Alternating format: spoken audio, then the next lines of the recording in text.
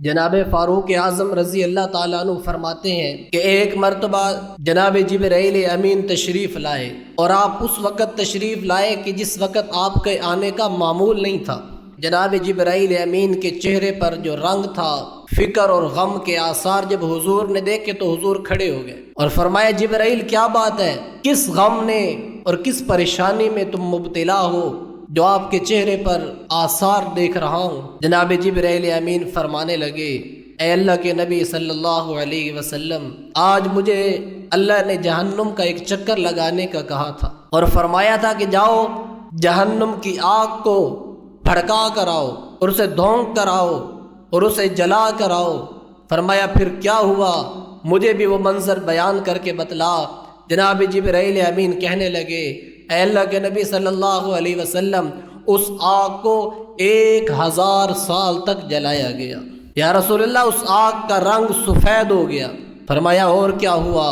فرمایا یا اللہ کی طرف سے پھر اعلان ہوا کہ اس آگ کو مزید بھڑکایا جائے اور مزید دھونکا جائے۔ فرمایا میں نے اسے پھر بھڑکایا اور 1000 سال تک بھڑکایا، یا رسول اللہ، یہاں تک کہ اس آگ کا رنگ سرخ ہو گیا جیسے خون ہوتا ہے۔ پھر فرمایا اچھا پھر کیا ہوا؟ کہ یا رسول اللہ، پھر اعلان ہوا اس آگ کو مزید بھڑکایا جائے۔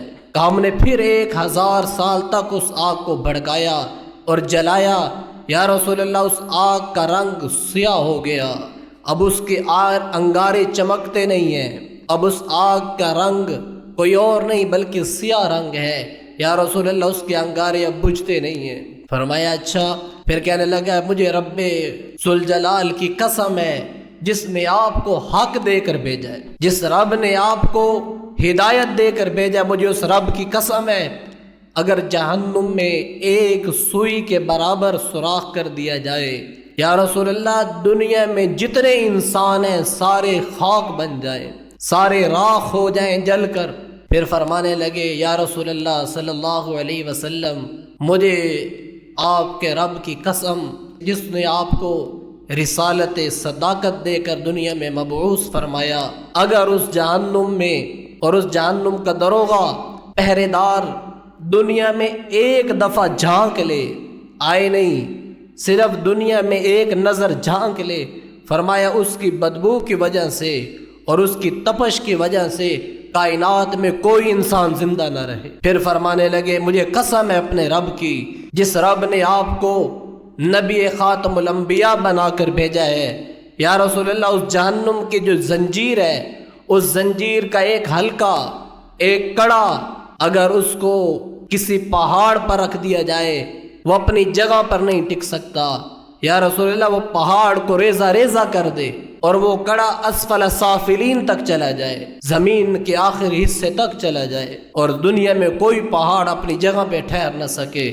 اللہ کے نبی علیہ الصلوۃ والسلام جناب جبرائیل امین کی زبان سے جہنم کا یہ وحشتناک منظر سن رہے تھے، اور آپ علیہ الصلوۃ والسلام نے جب یہ سنا تو فرمایا جبرائیل بس آگے نہ بول، آگے نہ بیان کر، ایسا نہ ہو کہ میرا دل پھٹ جائے، ایسا نہ ہو کہ میرا دل پاش پاش ہو جائے، ایسا نہ ہو کہ میں دنیا سے ہی چلا جاؤں، مجھ سے مزید اور جہنم کے یہ تذکرے نہیں سنے جاتے۔ آپ نے جب سر اٹھایا تو دیکھا جبرائیل بھی رو رہے ہیں۔ فرمایا جبرائیل، تیرا تو بڑا مقام ہے، تو تو بڑے اعلیٰ مقام پر ہے، مگر تو کیوں روتا ہے؟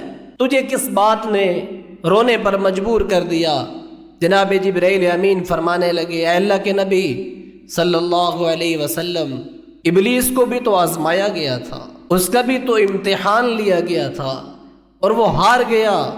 میں ڈرتا ہوں کہ کہیں ایسا نہ ہو کہ میرا رب میرا امتحان لے اور میں شکست کھا جاؤں اور میں جہنم میں چلا جاؤں، اس لیے روتا ہوں اور میں رونے کا زیادہ حقدار ہوں، میں دیکھ کر آیا ہوں۔ تو آپ نے فرمایا تم اتنے زار و قطار کیوں روتے ہو؟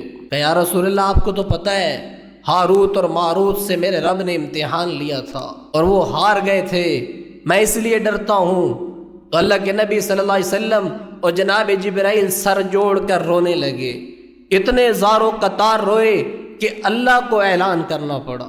فوراً اللہ کا آواز آئی، جبرائیل امین اور اے محمد صلی اللہ علیہ وسلم، آپ خاموش ہو جائیے، آپ خاموش ہو جائیے، آپ کو نافرمانی سے امن دیا گیا، آپ کی زندگی میں کوئی گناہ نہیں ہے، نہ اب نہ آئندہ نہ گزشتہ، آپ پاک ہستیوں میں سے ہیں۔ اور جناب جبرائیل امین وہاں سے رخصت ہوئے آسمانوں کی طرف، اور اللہ کے نبی انصار کی صحابہ کے ایک چھوٹے سے قافلے کے اندر سے گزرے جو بیٹھ کر آپس میں باتیں کر رہے تھے، اور ہنسنے کی وجہ سے ان کے دانت نظر آ رہے تھے۔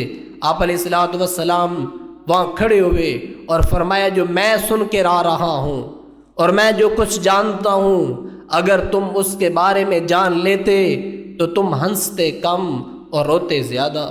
اور پھر فرمایا اگر تم وہ منظر سن لیتے جو میں سن کے آ رہا ہوں اور جو میں دیکھ چکا ہوں، اللہ کی قسم تم جنگلوں میں نکل جاتے، تم گھروں کو چھوڑ دیتے، تم کھانا اور پینا چھوڑ دیتے۔